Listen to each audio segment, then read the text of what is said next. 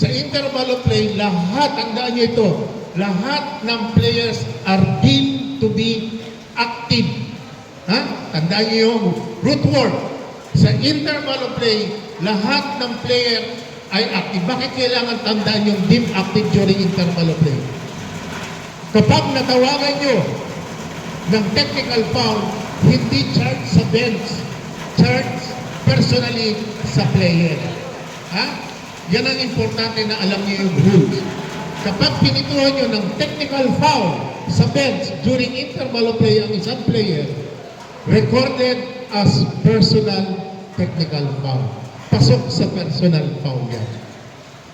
Pero kung hindi interval of play at timeout lang, nag-huddle sila na technical mo sa bench, hindi mo pwedeng i-charge as personal foul. Magiging bench technical, chargeable to kanino? Coach. Sa sina. Sa coach na. So yun yung malaking pagkakaiba. Kaya importante, alam ng referee yung trabaho niya during the course of the game proper and during the time na naka-team time out tayo or in between games. Importante yan.